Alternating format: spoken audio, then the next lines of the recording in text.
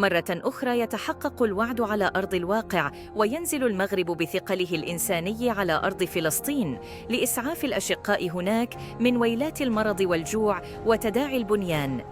إنها المملكة المغربية حينما تتحرك زادها في اتخاذ مواقفها النبيلة، العمل في صمت ومد يد العون خارج وداخل بؤر التوتر.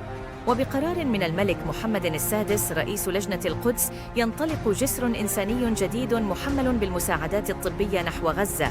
وللبث في تفاصيل هذه البادرة الملكية السامية أكثر، فقد أوضح بلاغ رسمي صادر في الموضوع عن وزارة الشؤون الخارجية والتعاون الإفريقي والمغاربة المقيمين بالخارج أن هذه المساعدات التي أمر بها جلالة الملك نصره الله تتكون من 40 طن من المواد الطبية، تشمل على الخصوص معدات لعلاج الحروق والطوارئ الجراحية وجراحة العظام والكسور، وكذا أدوية أساسية، مضيفاً أن هذه المواد الطبية موجهة للبالغين وكذا للأطفال صغار السن.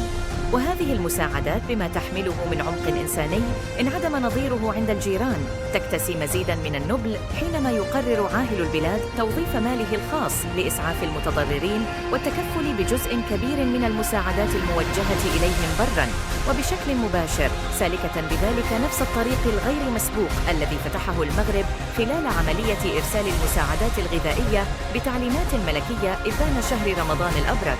وإن برهن هذا الأمر شيئاً فإنما يبرهن لنا حجم الجدية والالتزام الذي تتعاطى به السلطات الإسرائيلية مع المكانة الاعتبارية لشخص الملك محمد السادس وحجم مصداقيته لدى الشركاء. لذلك تبقى دائماً قوة القائد أمراً ملزماً لمن يتعامل معه ويحتكم لقراراته الإنسانية الرصينة، وتصير كلمته مسموعة. وهذا ما عشناه مع محنة الفلسطينيين حينما أبلى عاهل البلاد البلاء الحسن باختراق معبر بري عجزت كبريات الدول عن فتحه.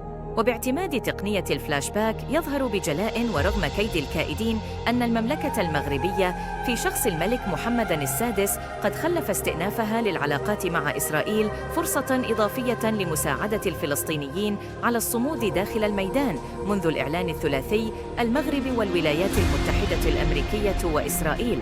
والدليل أن الموقف الرسمي المغربي يضع القضية الفلسطينية في مستوى قضية الصحراء المغربية. وبخلاف تحركات المغرب في كافة الاتجاهات لإعمار فلسطين وإحلال السلام داخلها وفي باقي دول المنطقة، لم نشهد وقوف الجانب الجزائري وقفة رجل واحد مع فلسطين دعماً لها في محنتها، علماً أننا نتحدث عن بلد يتمرغ مسؤولوه في عائدات الغاز والبترول، غير أن عصابة الكبرانات وكعادتها تستنكف عن ممارسة إنسانيتها أولاً وتكتفي بالشجب والاستنكار عبر بيانات بليدة لا تسمن ولا تغني أهالينا في فلسطين شيء.